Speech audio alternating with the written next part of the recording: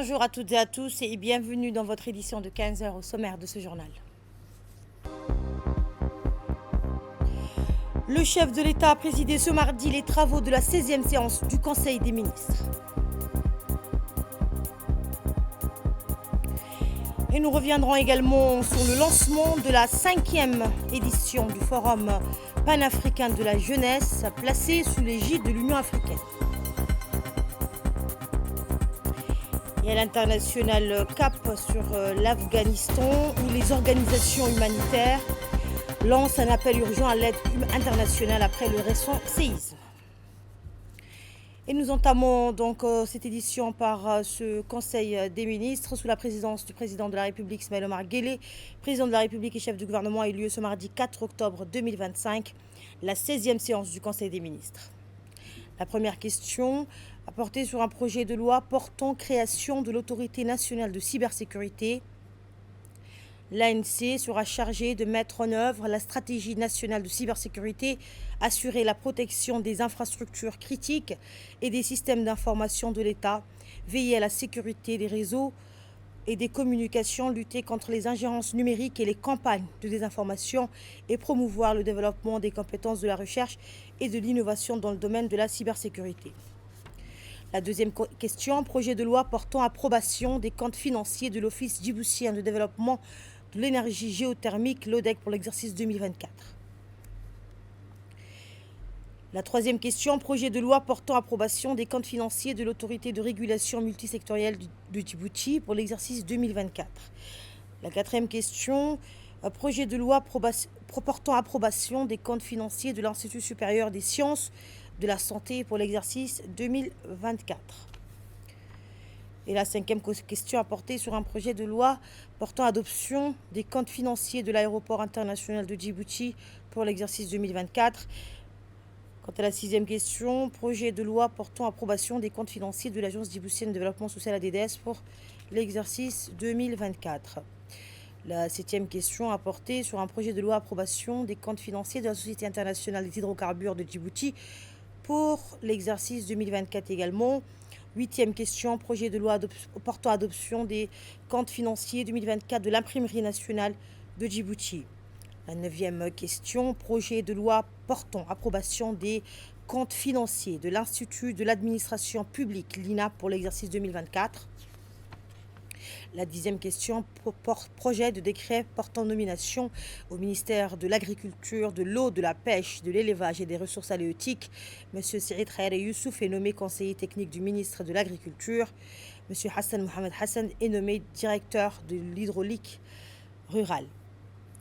Au ministère de l'Énergie chargé des ressources naturelles, Hamzi Hussein Ali et Mme Marianne Amin Mohamed sont nommés inspecteurs. Communication, le ministre de l'économie et des finances a fait un compte rendu de sa participation aux assemblées annuelles 2025 du FMI, de la Banque mondiale à Washington.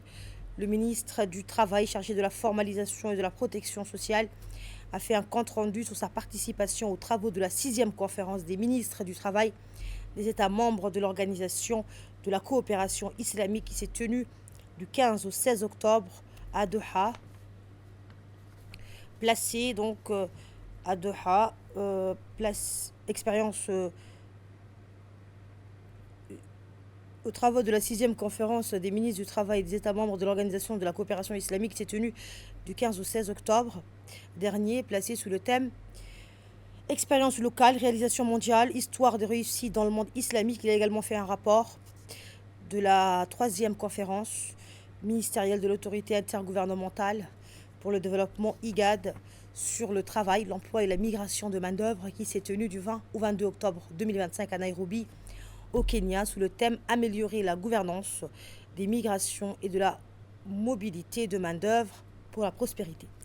La ministre de l'économie numérique et de l'innovation a fait un compte rendu de sa participation à la cérémonie de signature officielle de la Convention des Nations Unies sur la cybercriminalité qui s'est tenue les 25 et 26 octobre 2025 à Hanoï, en République socialiste du Vietnam, représentant le président de la République, Ismaël Omar Guelleh.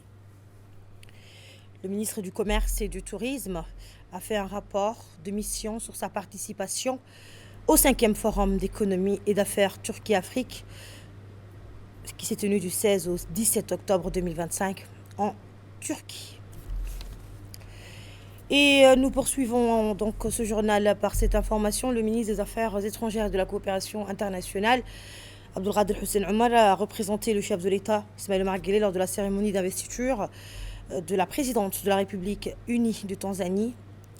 À cette occasion, le ministre a transmis à la présidente tanzanienne des félicitations chaleureuses du président de la République, saluant sa réélection comme une marque de confiance renouvelée du peuple tanzanien en sa vision et son leadership au service de la paix et de la prospérité de la nation. Également dans l'actualité, pour la première fois de son histoire, l'UNESCO tient sa conférence générale en dehors de Paris et c'est également une première pour l'Asie centrale. Plus de 2800 délégués représentant 190 pays se sont réunis dans la ville historique de Samarcande en Ouzbékistan pour célébrer le 80e anniversaire de l'organisation. Le ministre de l'Éducation nationale, Moustapha Mohamed Mahmoud, conduit la délégation djiboutienne, composée notamment de Mohamed Moussaïabé, secrétaire général de la Commission nationale de l'UNESCO, Loula Ali Alabé, directrice générale de la scolarisation de l'enseignement général, Ayane Ousmane Abrar, conseillère technique, Dr Fahmi Ahmed Mohamed, conseiller technique au ministère de l'Éducation, ainsi que M. Mohamed Abdelkader Kamel et Farhan Omar Ali, conseiller à l'ambassade de Djibouti à Paris, représentant permanent auprès de l'UNESCO. La 43e conférence générale de l'UNESCO se déroule donc, fait exceptionnel, dans la cité de Samarcande, perle de la route de la soie, berceau des savants et d'imams et deuxième plus grande ville d'Ouzbékistan. La cérémonie d'ouverture a réuni plusieurs chefs d'État, dont les présidents de l'Ouzbékistan, de la Serbie et de la Slovaquie, aux côtés des représentants des États membres. À cette occasion, la directrice générale de l'UNESCO a ouvert le débat de politique générale revenant sur 8 années d'engagement. Elle a évoqué la route de la soie comme symbole d'échange culturel et de transmission du savoir, un reflet fidèle de l'esprit et de la mission de l'organisation. Le président de l'Ouzbékistan a ensuite souhaité la bienvenue aux délégations et a appelé à unir nos efforts pour mettre pleinement en œuvre la mission et les objectifs de notre organisation, a-t-il indiqué. Cette première journée, placée sous le signe de la culture, s'est achevée en musique. Les 31 octobre et 1er novembre, les États membres ont tour à tour pris la parole pour saluer le travail accompli par la directrice générale sortante et féliciter son successeur pour son élection. Sous le haut patronage de la ministre de la Jeunesse et de la Culture, Dr Hibo Momin Assoé, s'est tenue ce matin au Grand Hôtel Aïla la cérémonie officielle de lancement de la 5e édition du Forum panafricain de la jeunesse, couplée à la célébration de la Journée nationale et africaine de la jeunesse. À son arrivée, la ministre a été accueillie chaleureusement par une importante délégation composée de jeunes venus de plusieurs pays africains, de représentants du Forum panafricain de la jeunesse, de délégués institutionnels, nationaux et régionaux, ainsi que de nombreux partenaires techniques et financiers œuvrant pour la promotion et l'autonomisation de la jeunesse africaine. La cérémonie d'ouverture a été rythmée par une prestation artistique et culturelle mettant en valeur la diversité et la richesse du patrimoine djiboutien, symbole fort de l'unité et de la fraternité qui caractérise la jeunesse du continent. À travers cette 5e édition du Forum panafricain de la jeunesse, le ministère de la Jeunesse et de la Culture réaffirme sa détermination à offrir aux jeunes djiboutiens et africains un espace d'expression, d'innovation et d'engagement, contribuant activement à la construction d'une Afrique prospère, inclusive et résiliente.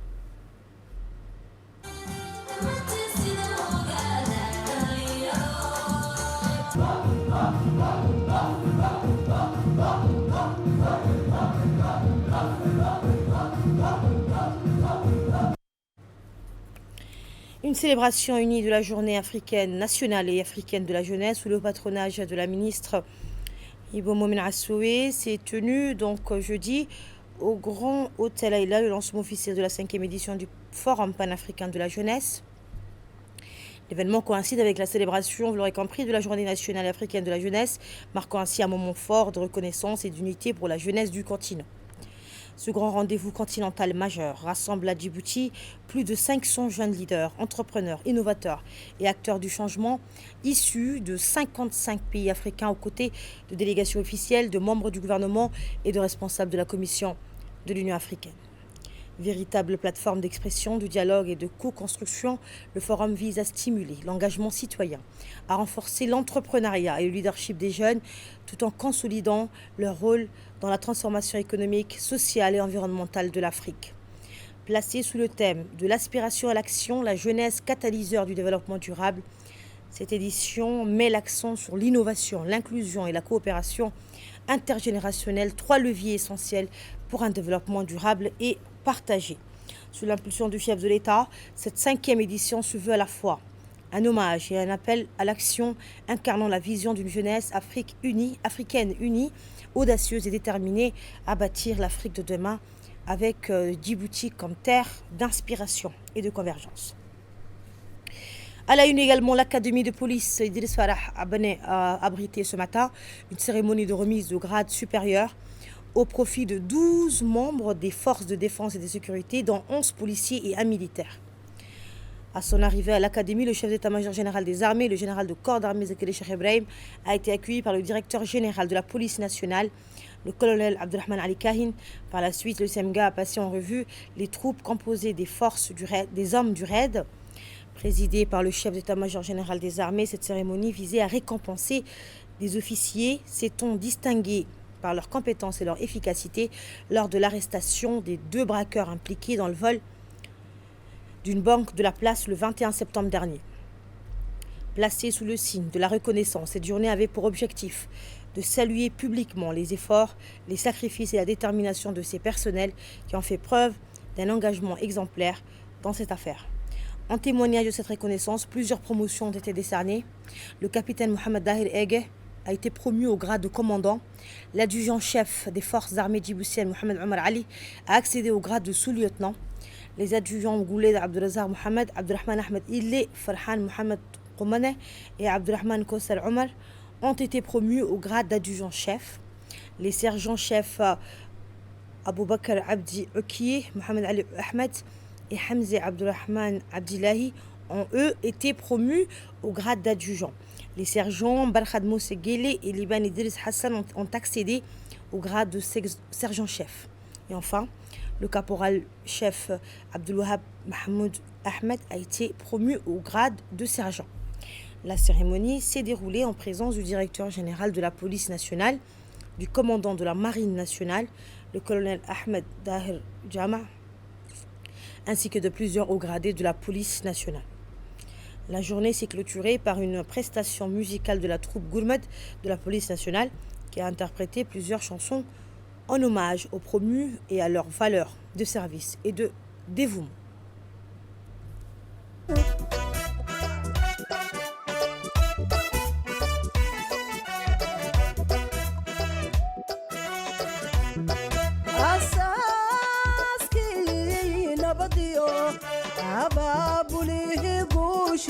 ambaqaadki noloshiyo ebadii dagaalkiyo indhihiina tagay ma og tahay askariyo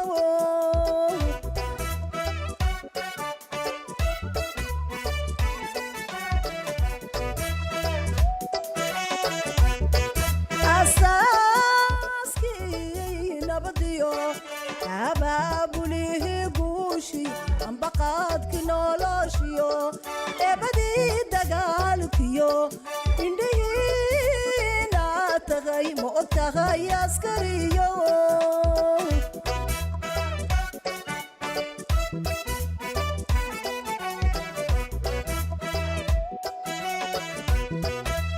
adduunyada dhammaanteed udubkoodii baato adduunyada dhammaanteed udubkoodii baato haddaan arme jirin.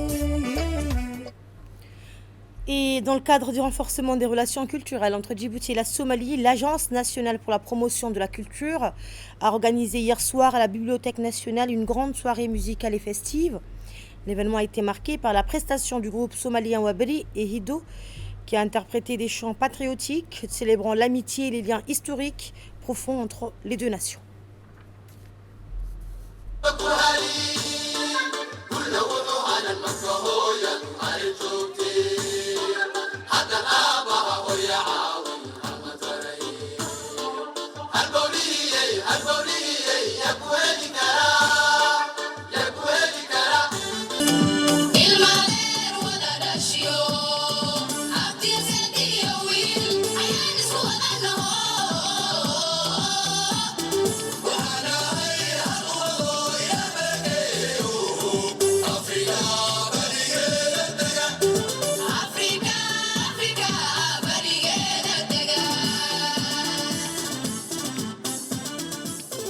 شعبك الصوماليين iyo shacabka Djibouti haddii alla ku roon yahay. À l'occasion de la Journée mondiale de la vue et de la canne blanche, l'association ADA, en collaboration avec le ministère de l'Éducation nationale et de la formation professionnelle, a organisé ce matin une cérémonie au Palais du Peuple. Cette journée est célébrée chaque année à travers le monde, a réuni de nombreux participants, des associations œuvrant pour les personnes en situation de handicap, des enseignants spécialisés ainsi que des élèves. Dans leurs interventions, les responsables ont insisté sur l'importance de l'inclusion scolaire et sociale des personnes atteintes de déficience visuelle.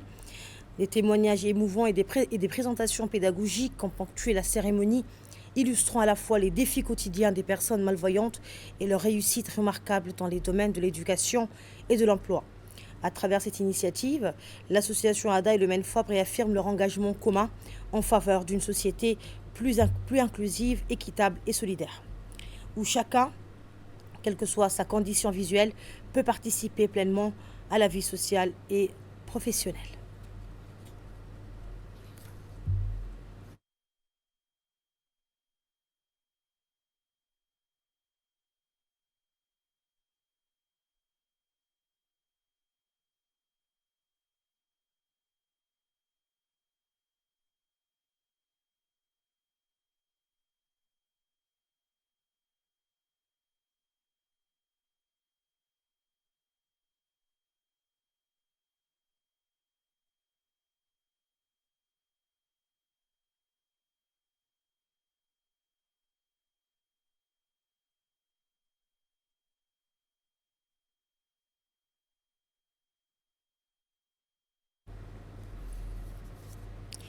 Les États-Unis intensifient leurs efforts diplomatiques pour mettre fin au conflit qui ravage le Soudan depuis plus de 2 ans. Washington propose une trêve humanitaire de 3 mois, première étape d'une feuille de route vers un processus politique de 9 mois. Cette initiative, soutenue par l'Arabie saoudite, l'Égypte et les Émirats arabes unis, intervient alors que la situation humanitaire s'aggrave avec plus de 40 000 morts et 14 millions de déplacés. Et en Afghanistan, après le séisme meurtrier du 31 août, les organisations humanitaires appellent à une mobilisation internationale pour venir en aide à la population afghane. Plusieurs pays, dont le Royaume-Uni, la Corée du Sud, l'Australie et l'Inde, ont déjà annoncé des aides financières et matérielles, sans passer par le gouvernement taliban. Mais les fonds restent insuffisants, freinant les opérations de secours, alors que des milliers de sinistrés manquent toujours d'abri, de nourriture et de soins. Et c'est sur ces images que nous clôturons votre journal de 15h. J'aurai le plaisir de vous retrouver ce soir à 22h pour un nouveau journal.